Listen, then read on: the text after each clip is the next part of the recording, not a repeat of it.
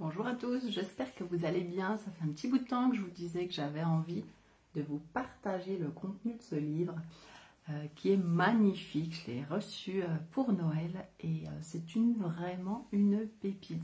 Alors, la première partie de ce livre, on parle des annales akashiques, d'où ça vient, d'où ça sort, le contenu, gna gna gna gna. Et la suite, je dirais même les trois quarts du livre, Marie-Christine Delay nous retransmet toutes les canalisations qu'elle a faites. Et il y a un passage qui a fait vraiment tilt pour moi. Et c'est celui que je vais vous lire qui parle de l'ouverture du cœur. Les explications viennent de la tête. Or, la tête seule ne sait pas ce qui est bon pour soi.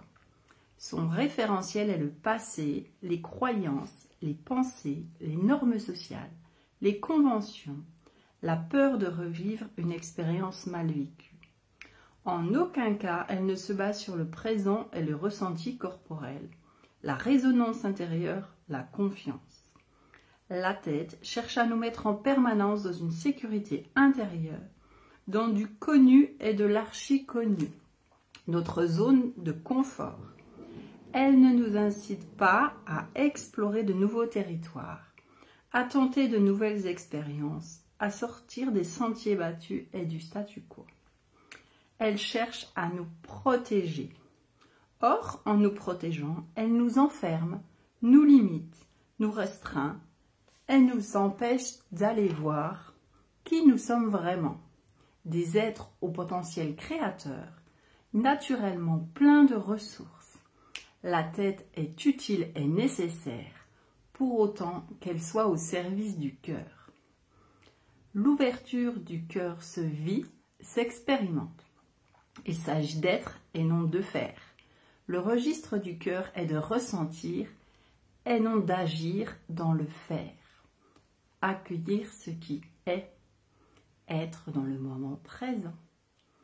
Être à l'écoute de soi, de ses sensations, de ses ressentis, permet d'être sur le chemin du cœur, dans l'ouverture, à l'écoute de son intuition.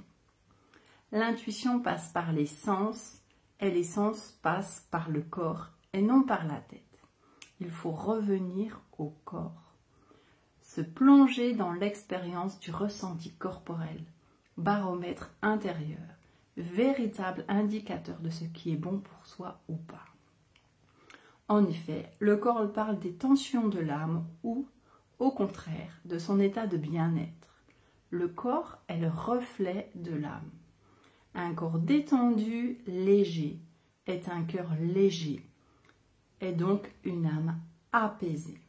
Corps, cœur, âme sont très liés dans une danse infinie. Ils sont inséparables. L'un influence l'autre.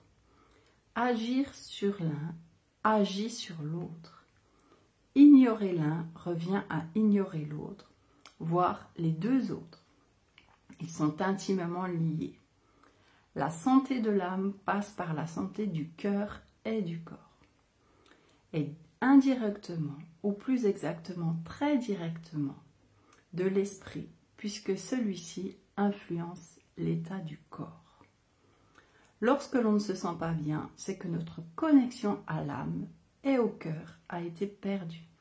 Finalement, c'est très simple.